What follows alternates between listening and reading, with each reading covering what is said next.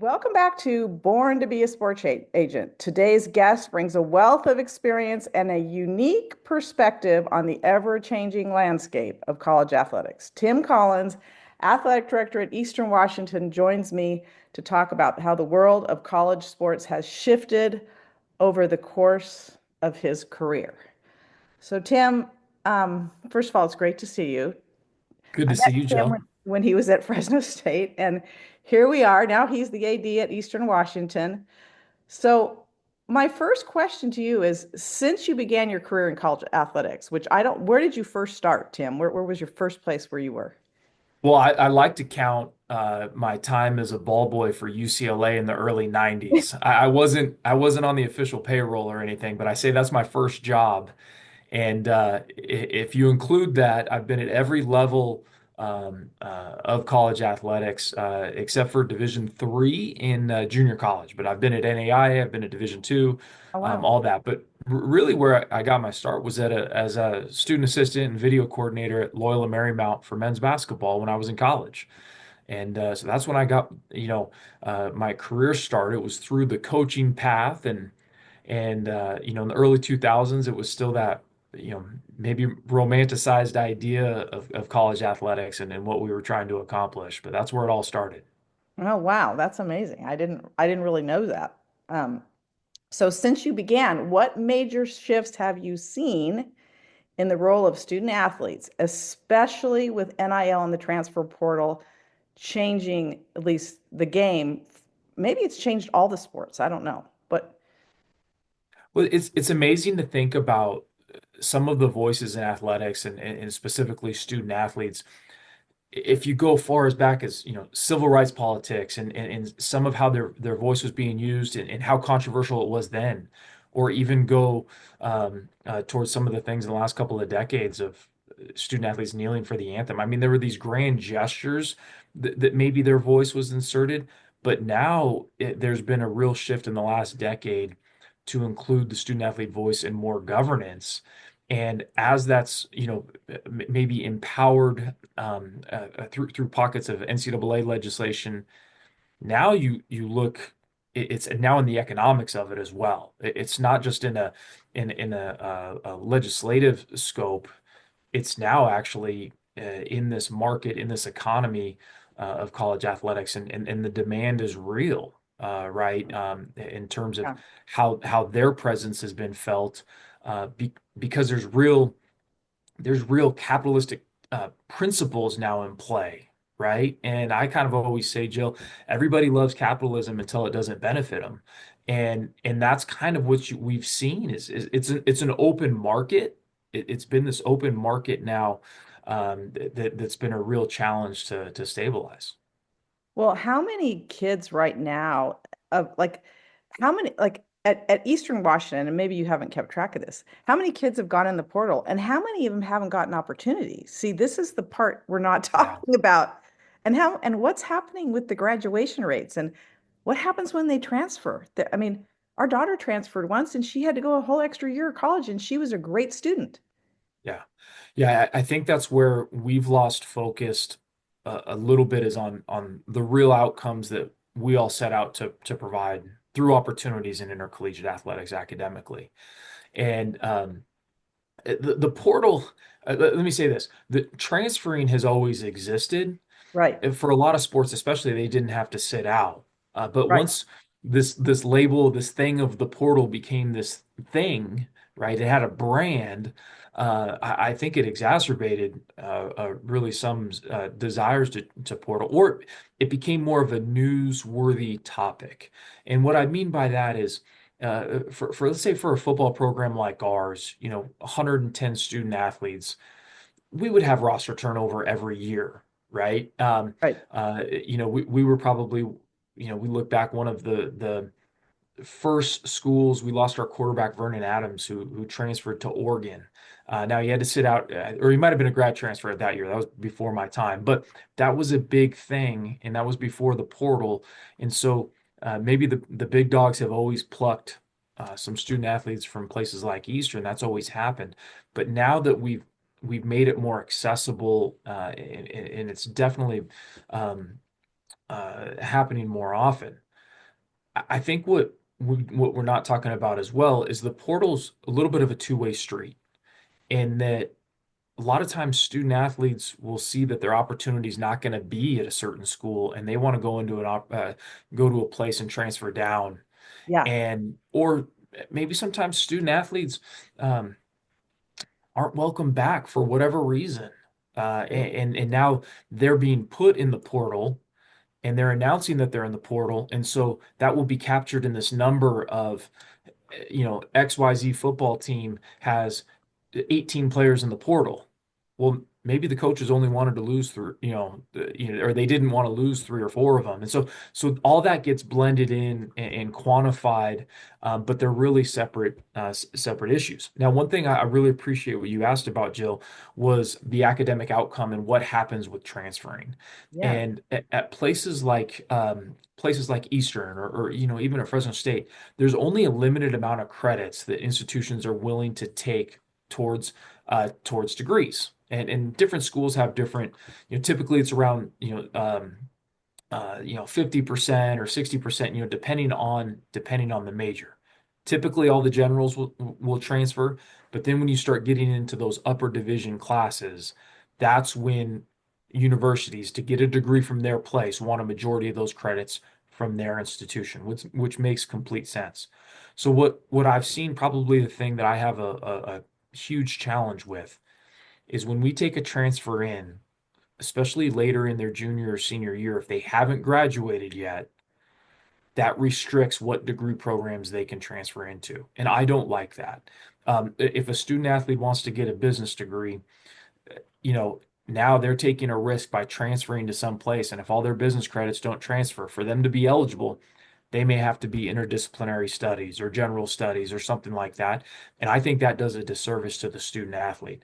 And so people forget the reason why we had a sit out year Mhm. wasn't to be punitive to the student athlete. It was actually to get them a chance to catch up and recover academically.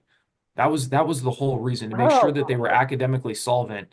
That was the foundation of it. And sure, it discouraged student athletes from transferring, because then they had to sit out and not play a year.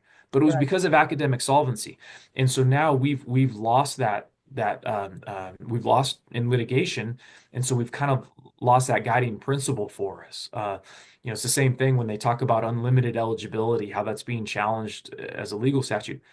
I tweeted recently. I kind of picked my spots on social media, but I said it's kind of like we forget why we had 4 years to begin with. You know, it's because that's about how long it should take to get on somebody on path towards a degree. Oh, well, that's really fascinating. I didn't think, well, so how many, okay, like at Eastern Washington, in most of your, majors, what Mhm. is the average? It's really like 60% they take of the transfer credits? Yeah, and so that's one of the unique things when it comes to the generals. The general credits, typically a lot of those will transfer, but then it'll be a cap on how many credits will transfer in. And so, we're at a quarter school, so that also, the math starts working out in different ways. Typically, for a place like ours, it's way more advantageous for a student athlete to come in as a graduate, because then we can enroll them into graduate school and it's seamless. We have a greater challenge, especially with the COVID year, people taking extra years. If they've been in school, because the NCAA now, after 3 years, you have to be 80% towards your degree completed to be eligible. That was the new rule that keeps everybody from being in the underwater basket weaving classes the whole time, right? You had to be making progress towards your degree. And so for places like ours, half your credits for upper division and all that have to be from Eastern for you to graduate, which if you're only going to be there 1 year, it's hard to get all of those. So then what ends up happening is we have student athletes complete and then, needing an additional year. Who funds that? For men's basketball, women's basketball, and football, it's NCAA legislation that we have to fund that. And at places that are resource limited like ours, that becomes a challenge. Wow. Wait, but what about the 80% eligibility? How many of these kids aren't eligible then? Well, we can't take them if they're not eligible. It like that's where if somebody comes in, and I heard this story, this is a great example that illustrates it. There was a mid-major women's basketball player from the Midwest who was all league player of the year in their league, and she was an engineer, and she wanted to transfer for her last year to Purdue. Okay, it was my understanding, and great engineering school, all these things. Well, when she goes to do all the transfer paperwork, she goes in the portal. Great. They say, well, you can't come here and graduate in engineering because you don't have, we won't take enough of your engineering credits. You can graduate in communications or business or general studies, whatever it was. I don't maybe know the exact major. Well, by that time, when she goes, well, now maybe I'll just transfer back. Well, her scholarship had already been given away by her previous school. And so Right. those are the things that some of the stories that people don't talk about. You know, our industry, rightfully so, 20 years ago was challenged for the academic outcomes. You know, how legitimate, how authentic were the academic outcomes that were being achieved. Student athletes spoke up. If you remember the North Carolina case from a couple of years ago, probably 20 years ago now, they spoke up and said, "Hey, we wanted to get meaningful degrees." Right. Totally on board with it, right? And so that's why we have these progress towards degree requirements and the academic outcomes are being studied. Well, now I feel like they're being watered down because of the portal. But it's hard to regulate freedom of movement. Everybody, a coach can leave, an AD can leave, They can leave. a Yeah, regular student can leave I can know. transfer on campus. It happens all the time. So it's hard to regulate the movement, but we still need to stay focused on what our outcomes are. Yeah, I mean, I've always said you can't restrict people's right to work. I couldn't figure out how we were doing it in the NCAA. We aren't anymore, but it's an Right. interesting, legal problem. So, so my second question is, how has your job as an athletics director changed even, and I realize you haven't always been an AD in the last decade, okay, since you started in athletics to now, what new responsibilities or pressures are you navigating that you didn't exist when you started? Well, it's funny. When I first got into coaching, college basketball coaching, I wanted to be an AD, and I was kind of thinking, back to the days of when they just hired the old ball coach to be the athletic director, right? And pretty early on, I saw that I needed to strengthen an administrative lane, and that's where I got into fundraising and development. I'll tell you, it's changed in the last 23 months since I was hired at Eastern, let alone the last 10 years. I, the drive or the pressures for revenue generation, those have always been there, right? Okay. I think um, that's always been in existence, whether it be fundraising or sponsorships or just gosh, even at some stadiums developing pouring rights or all these ancillary revenues. That's always been there. I think one thing that is a greater challenge now is what our legal exposure is, right? And that's created uncertainty. Joe, like I've even heard as an athletic director that if the House settlement is passed, this 22 million or 21 million dollar rev share Mhm. that some schools are going to pay out 80/20 based on football and men's basketball at 80% Mhm. because that's where the revenue is being generated in their mind. And then some schools are going to be paying out based on gender equity. Now I've heard both sides are going to be sued, right? And so Well, as um, an athletic director, you're kind of going, well, what's the path of least resistance, so to speak? well, the thing is, the case, okay, the settlement is 75% goes to football, Mhm. 25%. So if you follow that and follow the federal guidelines, you at least have backup from the settlement, which is Mhm. a 10-year injunction. So I'm giving you some legal advice. So that's one way.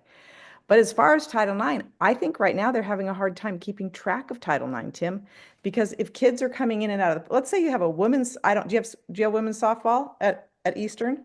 We do not. So that's a perfect one to use because we don't have it. Okay, but let's say you have women's softball and there's a two people from women's softball that are going in the portal and 10 football players going in the portal. Okay. Or or let's say you have two women's softball five men's baseball, let's say hypothetically.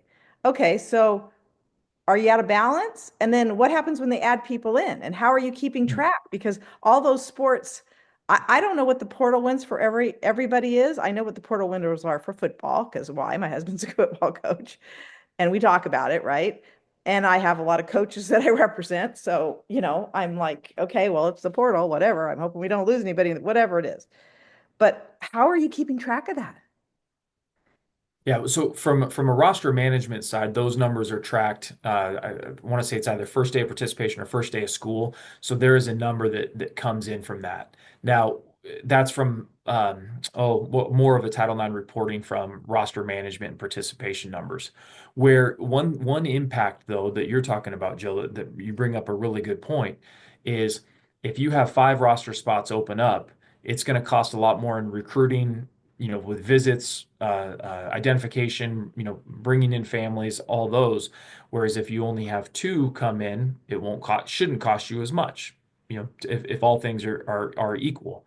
And that's probably where just some of the evaluation of costs are hard to match up because a roster that only loses two, that only has to replace two student athletes, they're not going to spend as much as somebody that has to replace five. And so that's where probably I would say you would have to be making sure you're notating in your reporting for your equity in your department. Mhm.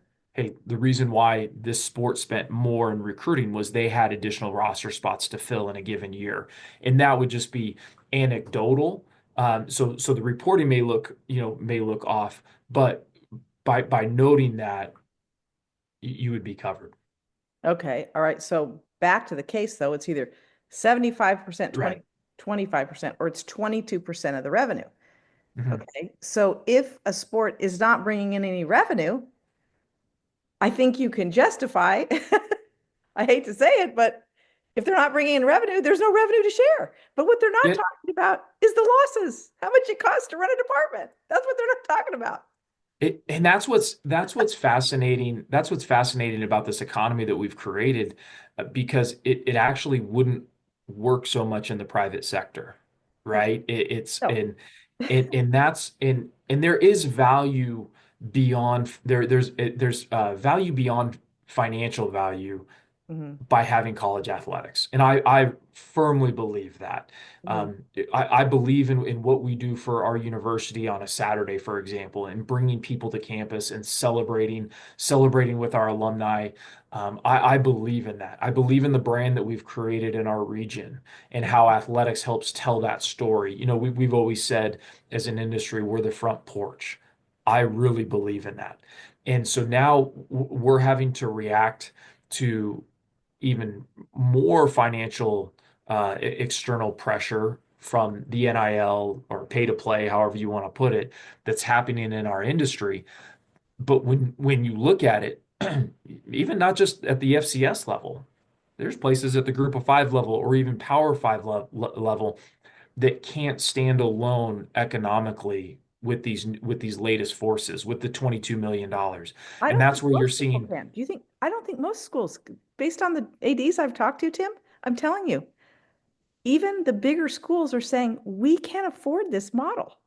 Well, and that's where you're seeing recently several Autonomy 4 athletic directors publicly make comments.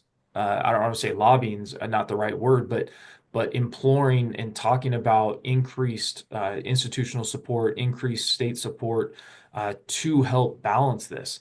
That's always been a part of the model at the FCS level. It's always been a part of the model at all Group of Fives. There's not one Group of Five school that's on completely self-support. Now it's becoming even a greater topic, which is uh, to ask your students on campus to foot that bill, or to at an even greater level. If they see the value, then um, once again, it's an open market.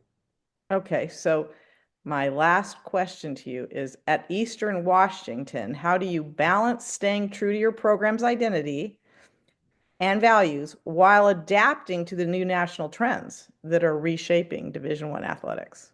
Yeah, that's a great question. I think I appreciate the opportunity to get back to that because In July of 2023, when I started as the athletic director, we started shaping our department, and we have three buckets of service. We serve our student athletes, we serve our campus, and we serve our community.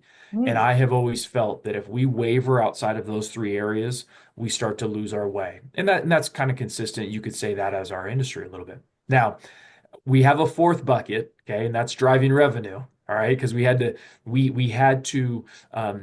create more financial value in our own department to stabilize our department. So we kind of say now we have four buckets. We serve our student athletes, we serve our campus, we serve our community, and a lot of times those things are intertwined, right? And then right. the fourth is we have to drive revenue. I'll tell you one thing that I've had success in telling our story. A lot of people challenged NIL. Why did student athletes need NIL? And there's two things I've pointed to.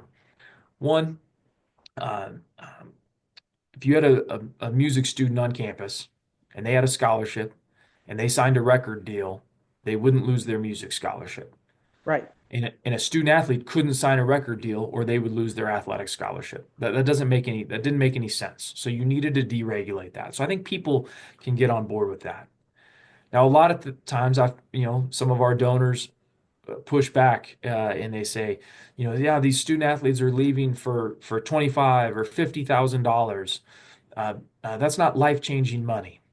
And I stop them and I use my own story, which I've been very fortunate along the way, that yes, it may not, to a donor, 25 or $50,000 may not be transformational in lifetime generational wealth. Yeah, Mhm. that would be true.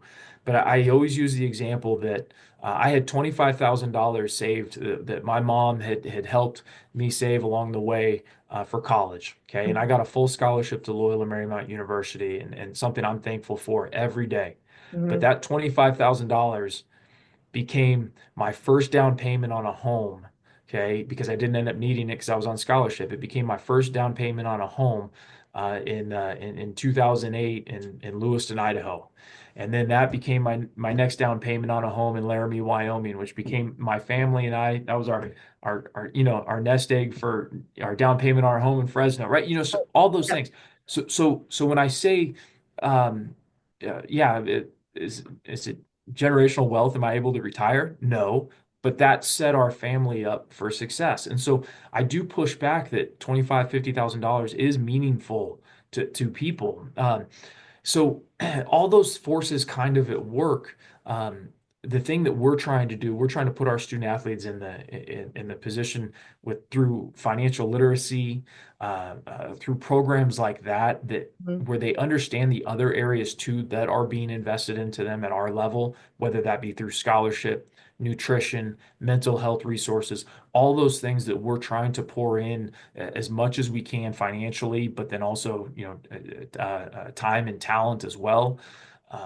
Hopefully they feel that, and as they're supported at Eastern. Then the last thing, our fans, and we're at this interesting level of Division One, at the FCS level, Mhm. because football, we have our own identity. We're not worried about the college football playoff. And we enjoy the opportunity once a year to play a Power Five or a Group of Five. 2 years ago, one of my first games as athletic director, we played at Fresno State at Bulldog Stadium, and Yeah. we lost a tough one in overtime. I don't want to talk about it, but Yeah, I know it um, was close. I wasn't at that game, but I heard about it. yeah. Yeah. But for football, we have our own identity, and so I'm okay with that. The threat of the top 40 schools going and doing their own thing for football. I'm not. That doesn't keep me up at night. What Hmm. keeps me up is actually the access to championships in general. So looking at men's basketball, the automatic qualifier that a Big Sky school gets, that has value to us because Right. the Cinderella story or the opportunity to play in March Madness, that has value. We just two of our track athletes just came back from NCAA regionals, one in the hurdles and then another. She was a long jumper and triple jumper. having access to NCAA championships in the sports that we sponsor, even though it may be just one spot for our league, Mhm. for team competitions, that's what I get more worried about. And I do believe that if the top 40 or 50 go do their own thing in football, I think there will be value to that. But I don't know that the you think about those basketball institutions, the Villanovas or the Gonzagas, that's the other team in Spokane County, as I say. Those properties matter from a national landscape and other sports. Look what Right. happened in college baseball this weekend with how many mid majors are making super regionals and hopefully on to Omaha. That's a part of the romantic feeling that I referenced at the beginning of our call. That's that romantic feeling that has helped build fandom for our sport. You know, the stories of student athletes growing from freshman year, sophomore year, junior, and fans attaching themselves to that story. That's part of why we all fell in love with college athletics. Yeah. And we're taking this risk that the more we diminish that, okay, the more we diminish that, whether that be removing access to championships for the little guy, whether that be fans not getting to know the student athlete's story as much because they're only there for 1 year, the more we diminish that, the more we put at risk of this great thing that we love. Yeah, I am worried about that too. I'm worried about that for everybody, unless you're like in the Big Ten or the SEC, and Right. everybody else is. Are they going to matter, or is every player athlete that's, you know, let's say you develop a player and they become great and they all transfer. Like will at Fresno State, will we ever have a Derek Carr and or a Mhm. David, or even, what's his name? Our great quarterback that we in 2022, we win the whole thing because of him, Jake Hayner. Yeah. But he was a transfer in, remember? He was And a that's, transfer, but it was, yeah. but he wasn't. Okay, remember, okay, this is, I don't, we maybe can delete this, but remember when we were sitting in that meeting with Chris Pacheco and they were going to start the collective? The collectives didn't exist quite yet. Do you know what I mean? Oh, yeah, for sure. The other thing I have a problem with is, hey, NIL's fine. It's the collectives that are really created this. Uh, I don't want to say unfair advantage, but it's not monitored. It's not regulated. Yeah, it's put the It, market out of balance for sure. And it's not probably a true economic principle of why people, because it's not an investment that people can get back. no, there's no Um, ROI. No, right. Yeah. I don't even know what to. So let me ask you this. This is a hard question. Are you opting in if she confirms the settlement at Eastern Washington? What are Yeah, so no, that's a great that's a good question. And right now is June 4th of 2025 at 9:34 a.m. We are not planning to opt in okay? for this next year.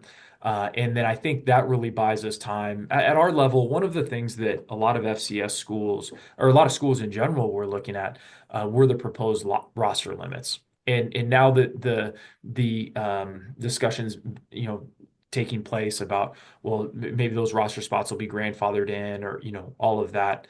Um, that was our initial read on the situation. We didn't want to have to eliminate roster spots, because those are real students on our campus. Mhm. Whether that be if they're walk-ons, they're full tuition paying students, all of those things. We didn't want to eliminate those opportunities. That was our initial read. Although the kind of grandfathering roster spots has still or has kind of come out They more put in. voluntary, and I don't think she's going to go for that. Yeah. And so some of those things, I still think for places like ours, I think it's more prudent to take a slightly, a patient approach and Uh-huh. see how this plays out next year. There's a lot of things that are still out there. You know, what are the costs associated with opting in? What are the, there's a lot of uncertainties that, places like ours, we are obviously not self-supportive. And so revenue for us really needs to be supporting, that service to campus bucket, also needs to recognize the balance that we have in that. Yeah, that makes sense then. Is that what most of the ADs are doing in the Big Sky, or do you guys just do you all discuss this or? Oh yes, we had our Big Sky athletic director meetings last week, and this is a topic. I think most schools at our level are taking a wait and see approach. I think it's public record. I think it's been out there. There's like two or three that are opting in immediately, and then the remaining schools kind of have our eye on the future to see how this shakes out. So can you opt in later on? Yes. Yep. And I think that was one of the things that was unique about it because here's the autonomy four cannot. They are named in the Awesome. class or Yeah. in the suit. So Mhm. they have to opt in. It's everyone else. It's all the remaining membership that has the chance to opt in. And you can opt in at one point and then decide to opt out and vice versa. So that's our Back understanding. pay to the athletes from 2000, before they NIL was part of the lawsuit is paying back the people who didn't get NIL. So, and that's one of Jill, that's one of the frustrations of the FCS athletic directors is how the NCAA is executing that payment is by lowering revenue shares for this year and future years to its membership institutions. Right. And Yeah. so at a place like Eastern, we're losing, 180, $200,000 of revenue annually moving forward. And the reality is that money's going to pay um, uh, Power Five at the time, right? Right. Football and men's basketball players. Of And course. so the FCS athletic directors, a lot of us kind of go, well, hold on a second. Why are we paying this? We weren't sued, but it's all If you under don't the, opt in, do you not have to pay that? no, you still have to pay You still have to pay. because it's the NCAA and the Power Four or, Autonomy Four now, Power Five conferences that are all named in the suit. So you're not opting in because of the revenue share and the roster spots. We're not opting in because of the roster spots. Just Okay. because you opt in, you don't have to pay.